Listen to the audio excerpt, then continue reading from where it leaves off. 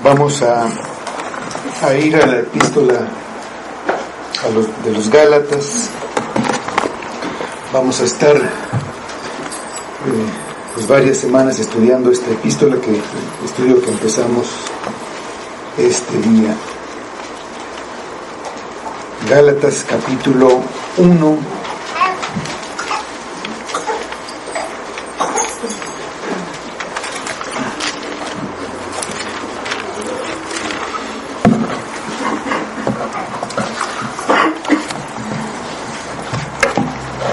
Vamos a leer de los versículos 1 al 5.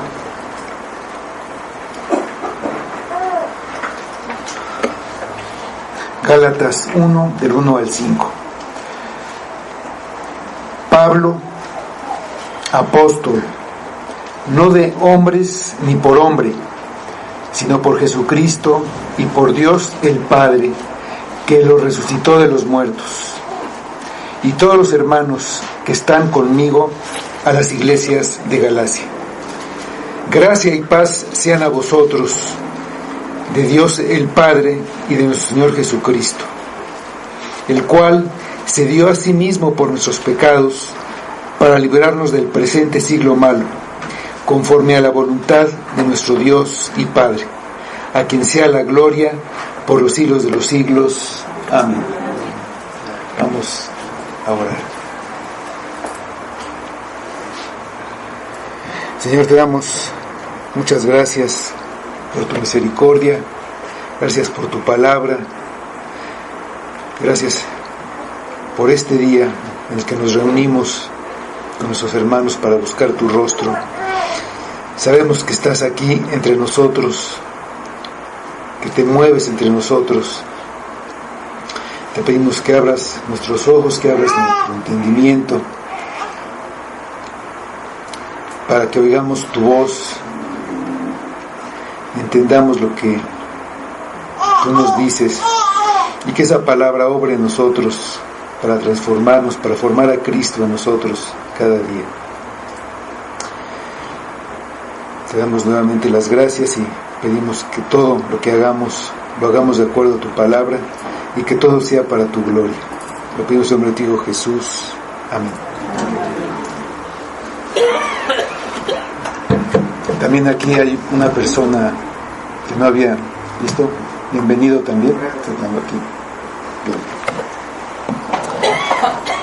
Bueno, Galacia era una pequeña nación que fue fundada por unas tribus que emigraron de Europa.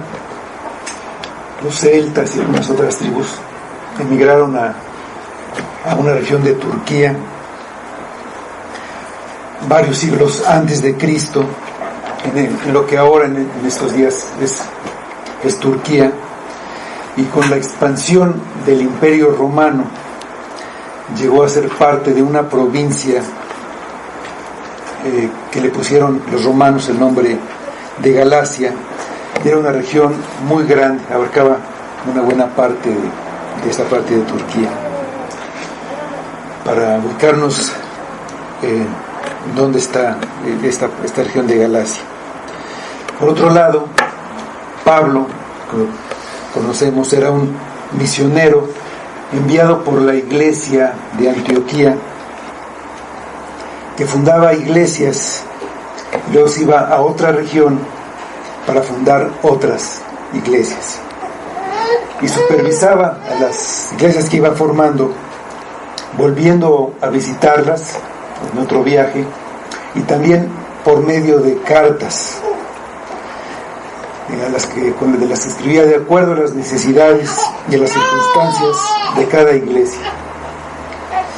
Esto que estamos estudiando es una carta que escribió a las iglesias que fundó durante su primer viaje misionero en el sur de la provincia de Galacia. La escribió alrededor del año 50 y muy probablemente fue la primera de sus cartas. Aquí dicen que fueron tesalonicenses y estas, pero fue de las primeras. Por otro lado, también la iglesia inició en la ciudad de Jerusalén, formada únicamente al principio por personas de nacionalidad judía. Cuando el evangelio se fue esparciendo, cada vez hubo más personas que no eran judías que creían y pasaban a formar parte de la iglesia.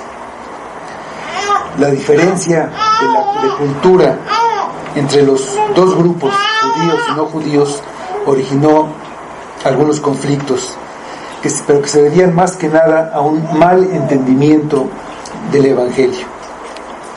En Galacia, un grupo de maestros estaban enseñando a los cristianos que no eran judíos, a los que les llamaban gentiles, que ellos tenían que practicar todas las costumbres y ceremonias de acuerdo a la ley de Moisés, incluyendo las leyes sobre alimentos y incluso la circuncisión, para poder ser salvos. Estas enseñanzas no se dieron solamente en Galacia.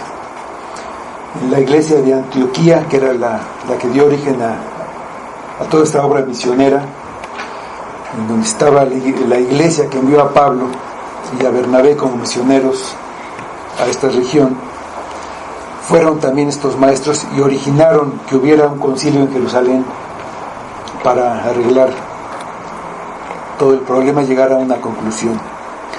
Vamos a Hechos 15,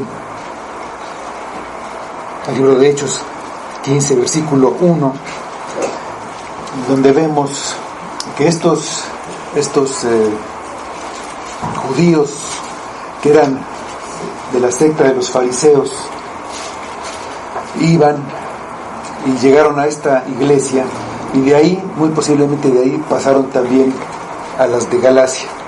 Pero en Hechos 15:1 dice: entonces algunos que venían de Judea enseñaban a los hermanos: si no os circuncidáis conforme al rito de Moisés, no podéis ser salvos.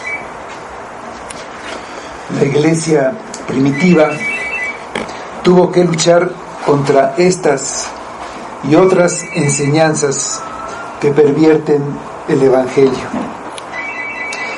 Y esto ha seguido pasando a través de los siglos en la iglesia hasta el día de hoy.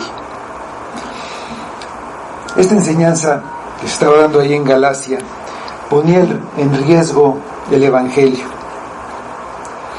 al decir que para que una persona fuera aceptada por Dios, que era necesario algo más aparte de Cristo. Enseñaba una manera diferente de relacionarse entre el hombre y Dios, un evangelio diferente. Y en esta carta, Pablo combate a este evangelio diferente, porque solamente hay un evangelio verdadero. Un evangelio diferente no es evangelio. Si se le agrega o se le quita algo, lo que sea, al evangelio de Cristo, ya es diferente, ya es otro evangelio. Para poner las cosas en claro, primero Pablo defiende la autoridad con la que enseña, y que esta autoridad fue atacada por los maestros de estas enseñanzas equivocadas. Y lo más importante y útil para nosotros de esta carta explica con detalle lo que es el evangelio y sobre todo cómo actúa. El tema de la carta entonces es la defensa del único evangelio, el evangelio de la justificación por gracia, únicamente por fe en Jesucristo y no por las obras de la ley. Y eso es lo que es el evangelio. Y actúa así. La fe libra de la esclavitud de la ley y da libertad, verdadera libertad y no libertinaje, para ya no vivir según los deseos de la carne, sino vivir por el Espíritu, recibido por fe al inicio de una nueva vida en Cristo. Pablo escribió esta carta a un grupo de cristianos, a las iglesias, de Galacia. Esto nos enseña que el Evangelio no es solamente para los que no son creyentes, para los que no lo conocen. Es también para los cristianos que siempre necesitan estar aprendiendo el Evangelio y aplicarlo a sus vidas. Vamos al versículo 1 del pasaje que vamos a estudiar hoy, Gálatas 1:1, y así empieza la carta. Pablo, apóstol, no de hombres ni por hombre, sino por Jesucristo y por Dios el Padre, que lo resucitó de los muertos. El primer paso para introducir sus enseñanzas entre los gentiles de las iglesias de Galacia por parte de estos judíos fue el ataque contra la autoridad de Pablo, diciendo que no era un verdadero apóstol, que no había estado con Jesucristo como los 12, por lo que él había aprendido, lo había aprendido de algún hombre, y lo que decía pues no era correcto. Muchos de ellos, como leímos en el versículo de Hechos, venían de Jerusalén y habían aprendido con los apóstoles, por lo que entonces ellos decían que sus enseñanzas eran superiores a las de Pablo y que tenían además la aprobación de los apóstoles. Por lo que Pablo empieza su carta diciendo quién era y con qué autoridad escribe. Lo primero que dice, apóstol, es un apóstol. Pablo es un apóstol, que quiere decir enviado. Y dice, no de hombres ni por hombre. Había quienes eran enviados, por ejemplo, por una iglesia, y por eso reciben el nombre de apóstoles, como el mismo Bernabé, que fue enviado por la iglesia de Antioquía. Pero en el sentido de los enviados por Jesús, a los que Él escogió, únicamente son los 12 que Él escogió. Matías, el que sustituyó a Judas, y Pablo, también escogido directamente por Dios. Vamos al libro de Hechos, capítulo 1, para ver quién es un apóstol, quiénes son los verdaderos apóstoles y cuáles eran lo que los distinguía como apóstoles. Entonces, primero aquí en este versículo, en el 2 de Hechos 1, dice que Jesucristo les dio a estos apóstoles un mandamiento, algo concreto para ellos. Dice Hechos 1:2: hasta el día en que fue recibido arriba, después de haber dado mandamientos por el Espíritu Santo a los apóstoles que había escogido. A estos 12 apóstoles, que en ese momento eran 11 por la muerte de Judas. Judas, que traicionó a Jesús, había muerto, y alguien debía tomar su lugar según las profecías, como estaba profetizado en los Salmos. Este debía ser un testigo de Cristo y de su resurrección. Además, también debía ser escogido por Cristo. Nos vamos ahí en Hechos 1 a los versículos 21 y 22. Dice: es necesario pues que de estos hombres que han estado juntos con nosotros todo el tiempo que el Señor Jesús entraba y salía entre nosotros, comenzando desde el bautismo de Juan hasta el día en que de entre nosotros fue recibido arriba, uno se ha hecho testigo con nosotros de su resurrección. Matías fue escogido también por Jesucristo. Vamos ahí en Hechos 1 al versículo 24. Él fue escogido para tomar el lugar de Judas. Dice este versículo: y orando dijeron: tú, Señor, que conoces los corazones de todos, muestra cuál de estos dos has escogido. Matías lo escogió también Jesucristo. Un apóstol debía cumplir con estos requisitos. Por esta razón no hay apóstoles después de estos originales.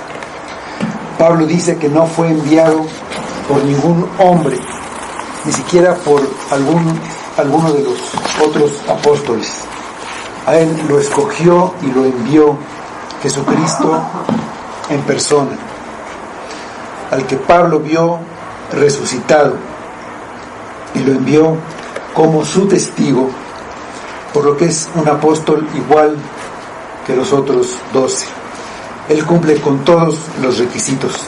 Ahí en el libro de Hechos, vamos al capítulo 26 y versículo 16, donde vemos a Jesucristo hablando a Pablo, Jesucristo resucitado, hablándole a Pablo. Hechos 26, 16.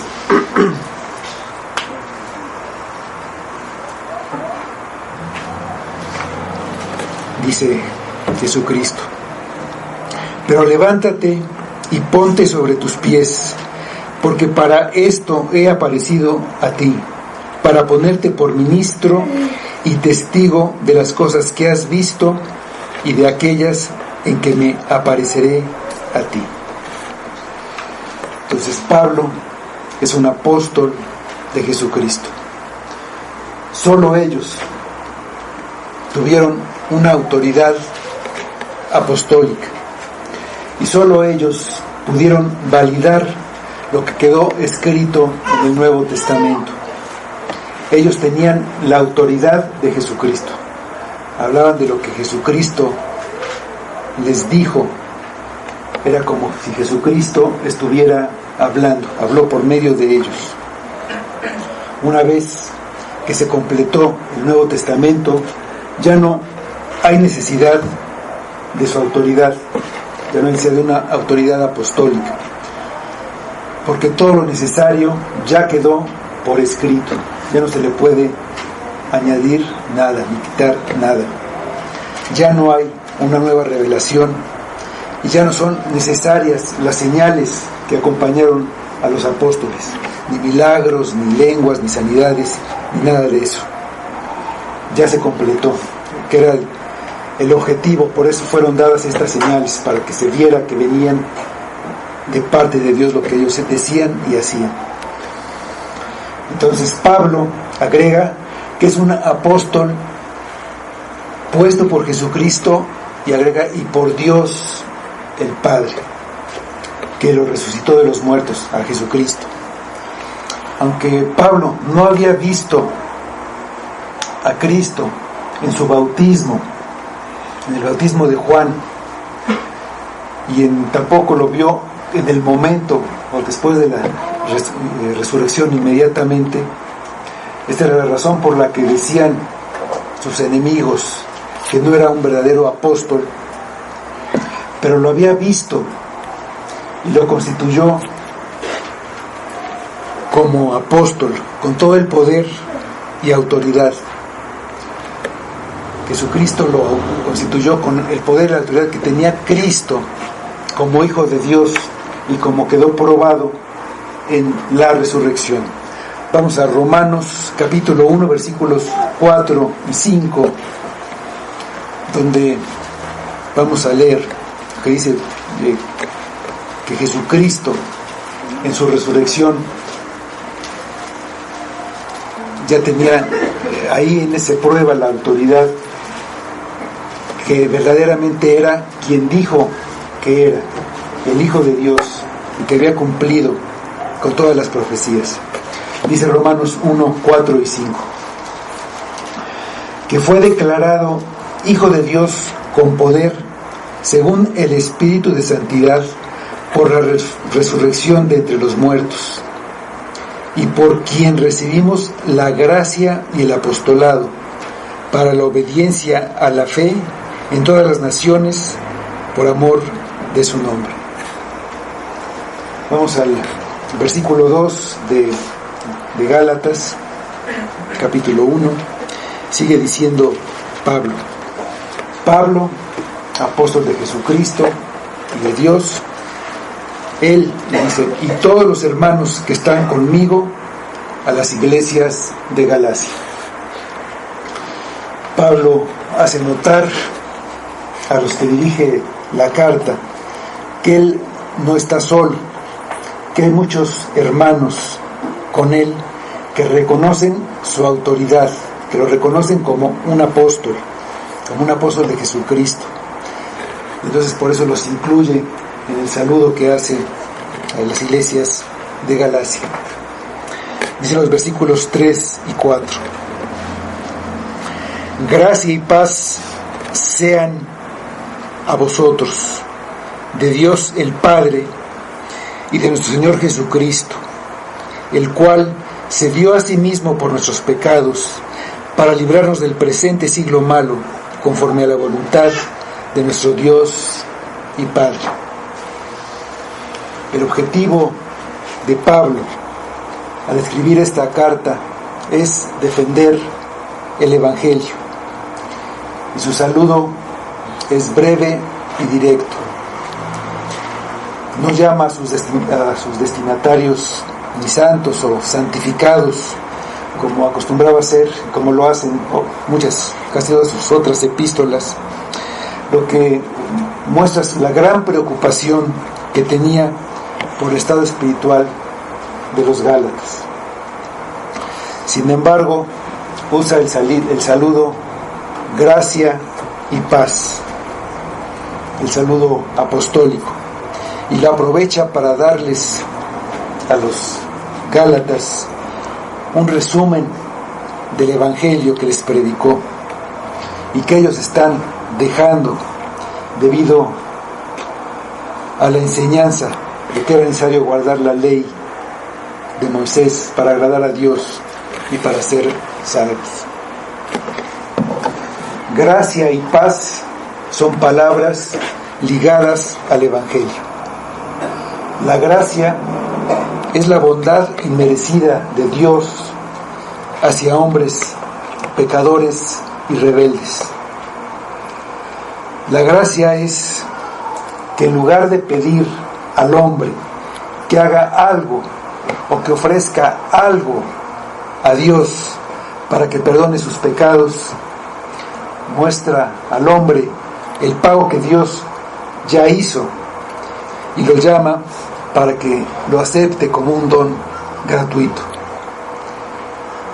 Paz es una consecuencia de la gracia. Un pecador que es perdonado y salvado por la gracia es reconciliado con Dios. Deja de ser enemigo de Dios, deja de estar en guerra con Él y tiene paz para con Dios.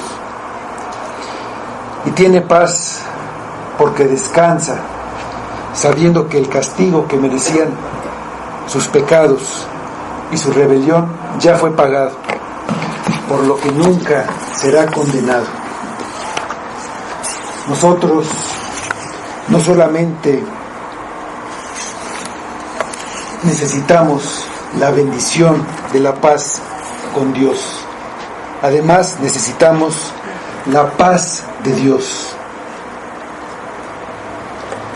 La paz, la tranquilidad de saber que somos perdonados, que somos salvados.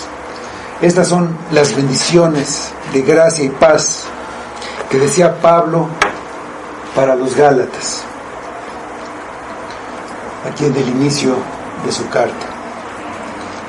Ellos sabían que estas bendiciones no podían venir de la ley, porque la ley declara una maldición para el que no cumpliera todos sus mandatos. Ver la ley y ver que habían fallado en algo, aunque fuera algo muy pequeño, traía culpabilidad, y la culpabilidad traía temor a un castigo, trae intranquilidad. La ley no puede traer paz a nadie.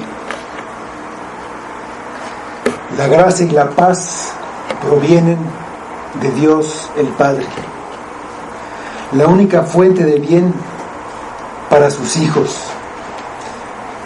y que nuestro Señor Jesucristo es el medio por los que nos vienen la gracia que incluye todas las bendiciones que reciben los cristianos por toda la eternidad, y la paz. Vamos a Romanos capítulo 5, versículos 1 y 2, por favor.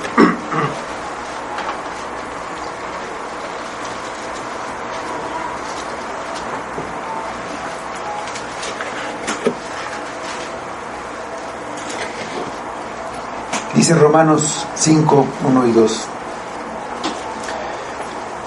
Justificados pues por la fe, tenemos paz para con Dios por medio de nuestro Señor Jesucristo, por quien también tenemos entrada por la fe a esta gracia en la cual estamos firmes y nos gloriamos en la esperanza de la gloria de Dios. Podemos tener gracia y paz porque Jesucristo se dio a sí mismo por nuestros pecados. Los Gálatas habían seguido la enseñanza de que guardando la ley estarían bien con Dios. Pablo pone el cimiento sobre el que se apoya la relación con Dios, que Cristo dio su vida por nuestros pecados para rescatarnos, como se traduce en otras versiones. Cristo dio su vida para rescatarnos de la mala influencia del mundo, de los poderes que gobiernan al mundo y que son contrarios a la voluntad de nuestro Dios y Padre. Cristo nos rescató porque estábamos en una situación desesperada, totalmente incapaces de hacer algo por nosotros. Estábamos perdidos, por eso necesitamos un Salvador. Cristo es el único Salvador. Otros vinieron a enseñar. Buda, Confucio o el Dalai Lama enseñan meditaciones y máximas de sabiduría y de conducta. Otros dicen que son profetas que traen enseñanzas de parte de algún Dios, como Mahoma. El mismo Moisés fue un profeta auténtico y un legislador que daba reglas, pero ninguno vino a salvarnos. Jesús fue un gran maestro, mejor que cualquiera de ellos, porque enseñaba con autoridad, la autoridad que le daba ser Dios. Pero ese no es el cimiento del Evangelio. Muchos creen que son cristianos porque siguen las enseñanzas y el ejemplo de Cristo. Pero Pablo aclara que no es así. No se rescata a una persona a menos que está en un estado de ruina o peligro y que no tenga ninguna posibilidad de hacer algo. Si alguien cayó en un río muy caudaloso y se está ahogando, de nada le sirve que le avientes un instructivo sobre cómo nadar. No le avientas una enseñanza. Le serviría más si le avientas un salvavidas o una cuerda. No son cristianos los que saben lo que Jesús enseñó, ni los que tratan de imitar su vida. Son cristianos los que fueron rescatados por Él. Él habló y enseñó ante muchas personas, muchas veces. Sus palabras tenían autoridad, una autoridad divina, y debían ser obedecidas.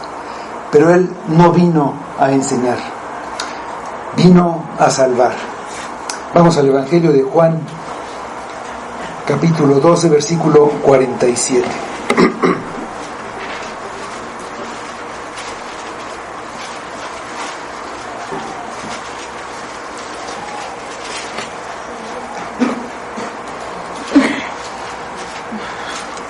Juan 12:47 dice: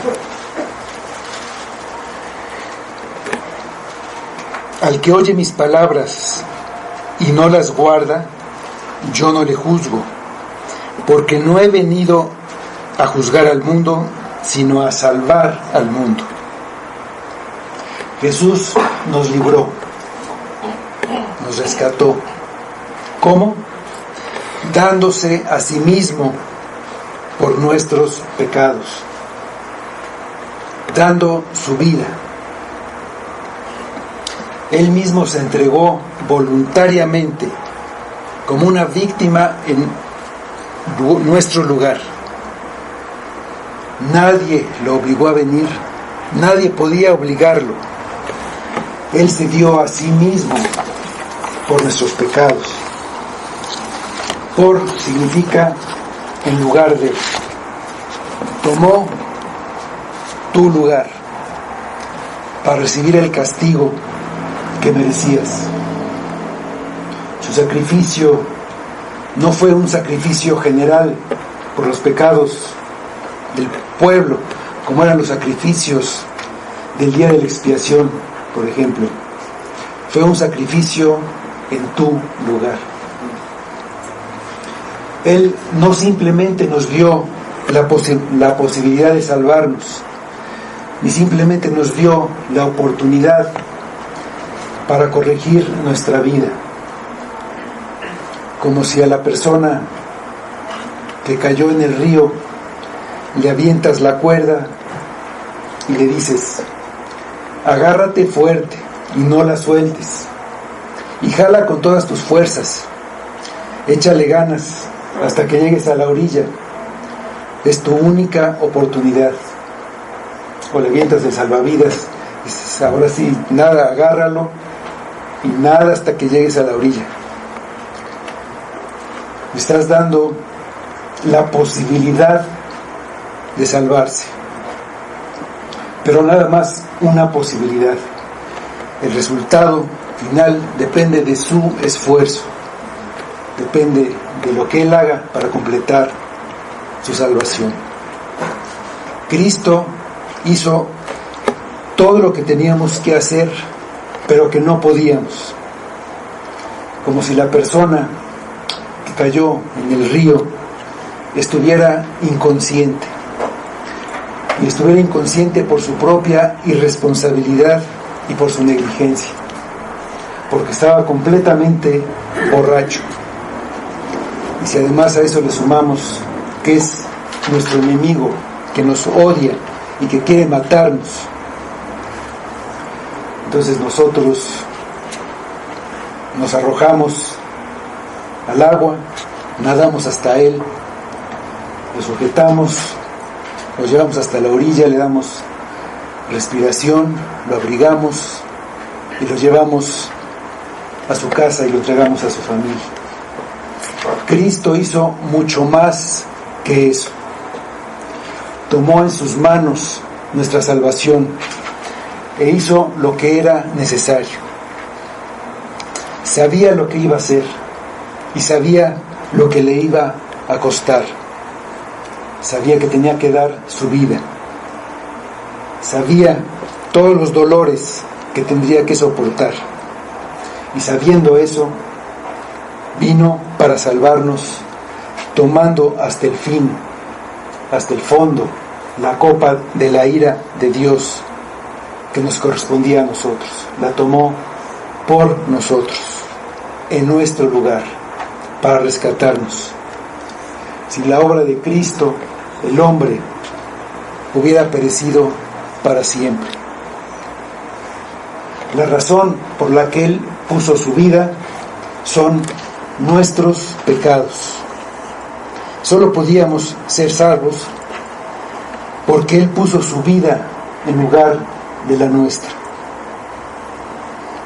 Nuestro pecado es la causa de su muerte. Nuestro pecado es quitado de nosotros y perdonado por su sufrimiento en nuestro lugar. Eso nos muestra la gravedad de nuestro pecado. Es tan grave que nada en la creación puede reparar el daño de un solo pecado. Nada alcanza para pagar el daño y tener una vida eterna. Vamos al Salmo 49. Vamos a leer los versículos 6 a 9.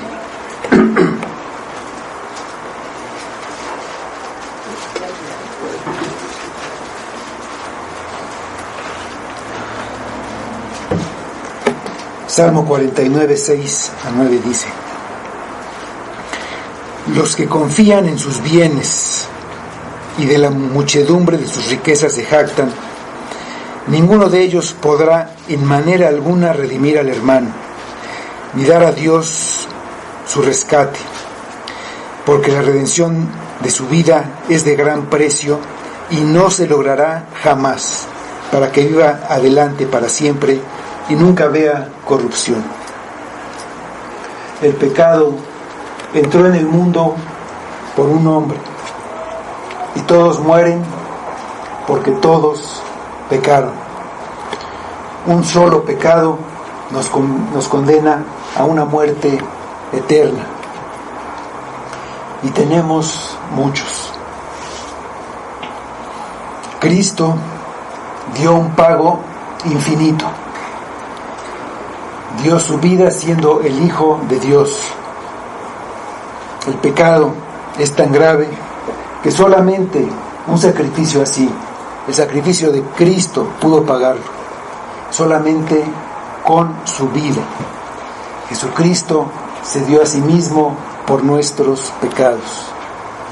No podemos minimizar el pecado y pensar que es algo ligero, que lo podemos borrar con cosas buenas que hagamos, o con cualquier cosa que hagamos, o que no será tomado en cuenta, que no será castigado, o que no nos afecta en nuestra vida. Todos los hombres están bajo el poder del pecado. El pecado es un tirano que tiene sometidos a esclavitud a todos los hombres. Ninguno puede librarse de su dominio. Ningún poder creado puede vencer al pecado. Por eso todos mueren. Solamente el poder soberano de Jesucristo lo derrotó en la cruz y libra a los que creen en Él, en Cristo, pero no a los que confían en sus propios méritos. Murió por nuestros pecados para librarnos del presente siglo malo, para sacarnos del presente siglo malo. Hay dos periodos de tiempo: el actual, el que estamos viviendo, que es llamado este siglo, y que Pablo llama aquí el presente siglo malo, porque todo está sujeto a la maldad del diablo, que es quien gobierna al mundo como su reino, y todo está influido por él. Promueve la maldad y el pecado, les miente y engaña a todos, les ofrece cosas. El mundo ofrece muchas cosas y muchos van tras esas cosas, desviándose y olvidándose de Dios. Los mantiene cautivos y sujetos a su voluntad. Es un sistema de maldad contrario a Dios en todos los sentidos. Este sistema de maldad es lo que se llama mundo. En la Biblia se llama el mundo, lo contrario al reino de Dios. El diablo quiere mantener a sus súbditos bajo su dominio y se empeña en evitar que las personas crean el Evangelio. Satanás es llamado el Dios de este siglo. Vamos a 2 de Corintios, capítulo 4, versículo 4.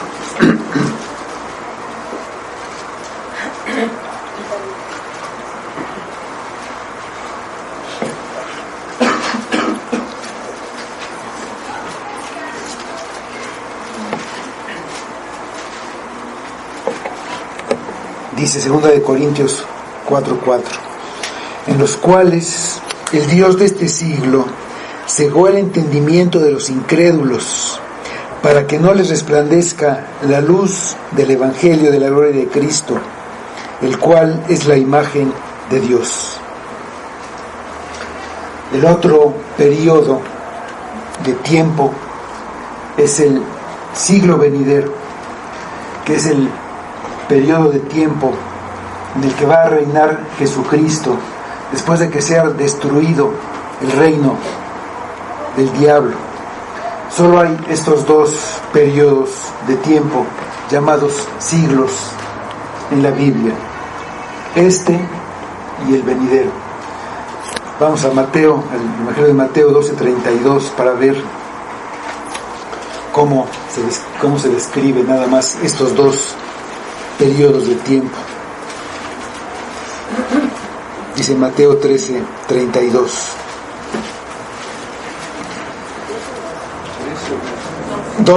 Mateo 12:32.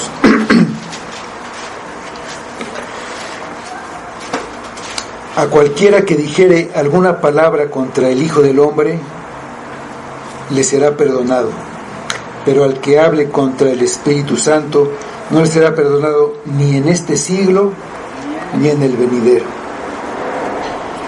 Jesucristo dio su vida para librarnos, para sacarnos del presente siglo malo, para librarnos de este reino de maldad llamado mundo. Jesucristo hace una separación entre sus seguidores y el mundo, de manera que las tendencias pecaminosas del mundo y su influencia, su manera de pensar, son totalmente diferentes, y de esta manera son librados del presente siglo malo, sus seguidores. Vamos al Evangelio de Juan, capítulo 17, versículos 15 y 16. Los seguidores de Jesucristo no son del reino del mundo. No viven por las cosas que ofrece el mundo. Juan 17, 15 y 16 dice: no te ruego que los quites del mundo, sino que los guardes del mal. No son del mundo, como tampoco yo soy del mundo. Hablando Jesucristo. El mundo es el reino del diablo. El mundo no puede ser mejorado, ni Dios quiere mejorarlo. Ni su interés es dar a los hombres las cosas del mundo, ni comodidades, ni posesiones en el mundo. Lo que quiere es liberarlos del mundo. Jesucristo se dio a sí mismo por nuestros pecados para librarnos del mundo, del presente siglo malo, conforme a la voluntad de nuestro Dios y Padre. Fue por voluntad del Padre. No hay ninguna otra causa de lo que hizo Cristo, además de la voluntad de Dios. Cristo se dio a sí mismo y al hacerlo estaba de acuerdo a la voluntad del Padre. Todo se hizo de acuerdo a la voluntad divina, a pesar de la oposición del mundo, de todo el sistema del mundo.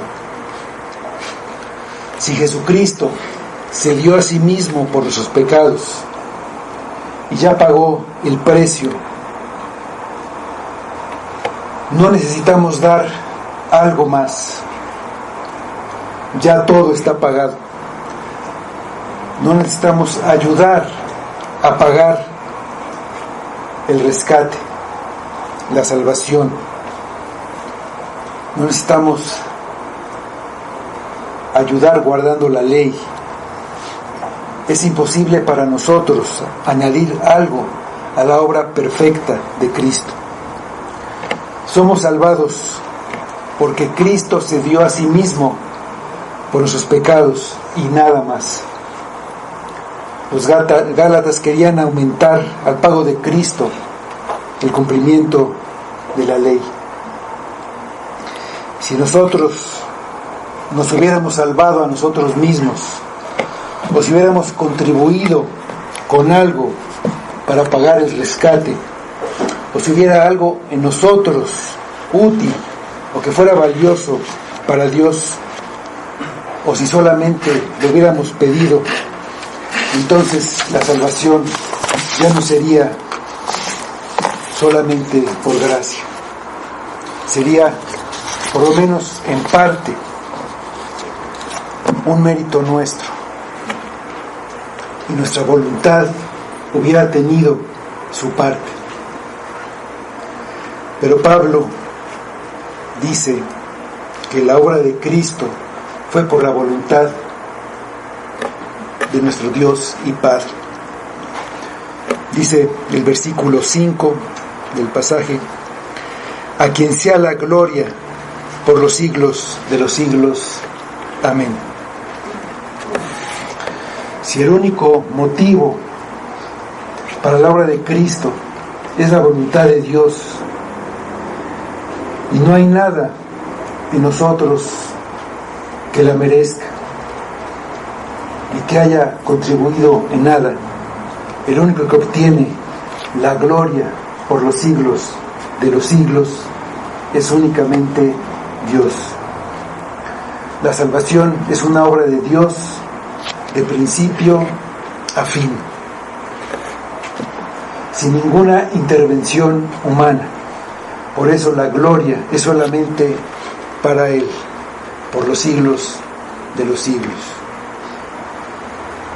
Pablo escribe a los Gálatas con la autoridad apostólica.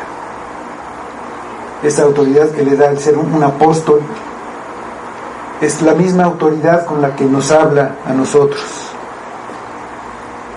Por eso oímos este evangelio de parte de Jesucristo. Pablo les escribe como apóstol que predica la verdad, y aquí les da un resumen de la verdad que les predicó. Los Gálatas habían recibido una enseñanza esta enseñanza de parte de Pablo, pero ahora estaban recibiendo otra, la enseñanza de que a la obra de Cristo se le debía añadir el cumplimiento de la ley. También hoy hay quienes enseñan que hay que añadir algo a la obra de Cristo. Hay quienes creen que son salvos porque ellos hicieron una oración pidiéndole a Cristo que entrara en su corazón y que fueron sinceros al hacerlo. Están pensando que añadieron su sinceridad y que su sinceridad los salva, y no que Cristo se entregó por sus pecados. Y después prometen cumplir algunas cosas, quizá no la ley, pero sí otras cosas. Prometen leer la Biblia y orar diariamente, hablar de Cristo a otras personas, porque dicen que el que confiesa a Cristo es salvo, y ellos lo hacen. Prometen no oír música mundana ni bailar. Prometen no ir al cine o ver televisión, no tomar alcohol o no fumar. Prometen incluso no leer ningún otro libro que no sea la Biblia. El único evangelio que Dios aprueba y honra es el evangelio de la gracia de Dios, no sin ninguna obra humana añadida. El evangelio de la gracia de Dios, la justificación por la fe únicamente en Cristo Jesús. No somos salvos por hacerle promesas a Dios, sino por creer en sus promesas. Y esta es su promesa. Vamos al Evangelio de Juan, capítulo 3, versículo 36.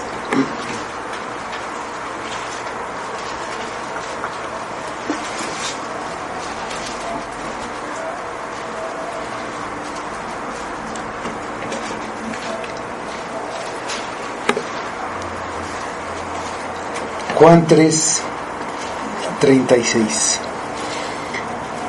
El que cree en el Hijo tiene vida eterna, pero el que se rehúsa creer en el Hijo no verá la vida, sino que la ira de Dios está sobre él. Cree en Cristo y confía en Él. Solo Él puede salvarte. Solo Él puede pagar tus pecados. Tú no puedes hacer nada por pagarlos. No puedes hacer nada para salvarte. Arrepiéntete y ven a Cristo. Él nos salva, nos libra del presente siglo malo. Nos salva de la muerte eterna y nos da la vida eterna. Nos libra de la esclavitud del pecado. Por eso, a los que salva ya no viven practicando el pecado, siendo esclavos del pecado. Son librados del pecado, de hacerlo y de las consecuencias que tiene el pecado. Tienen victoria sobre el pecado y hacen buenas obras, no las que prometieron, sino esas y muchas otras que antes no podían hacer, y no las hacen para salvarse, sino como resultado de la salvación. Es una prueba visible de que fueron librados de la esclavitud del pecado en el que vivían. Este es el evangelio que debemos creer. Es el evangelio que predicó Cristo y el que predicaron sus apóstoles y el que Pablo defiende y escribe en esta carta: gracia y paz sean a vosotros de Dios el Padre y de nuestro Señor Jesucristo, el cual se dio a sí mismo por nuestros pecados para librarnos del presente siglo malo, conforme a la voluntad de nuestro Dios y Padre, a quien sea la gloria por los siglos de los siglos. Amén. Vamos a orar. Señor, te damos muchas gracias por la gracia y paz que tenemos por tu voluntad, porque esa es tu voluntad, porque nos libras, nos das libertad, porque en Cristo somos librados del mundo, del pecado, porque no pertenecemos al mundo, porque tú nos has rescatado. Te damos gracias porque Cristo se dio a sí mismo por nuestros pecados, para librarnos, para salvarnos. Te damos gracias por esa misericordia, por esa gracia. Te pedimos que obres en nosotros, que si hay alguien que no ha recibido esta gracia, que tú obres, que tú lo hagas todo, que tomes en tus manos su salvación, que pueda ver a Cristo, que pueda confiar. Dale la fe, dale el arrepentimiento, todo viene de ti, Padre, y que se vea en su vida una vida libre de pecado, una vida de libertad verdadera, y que todo sea para tu gloria. Lo pedimos en el nombre de Jesucristo. Amén.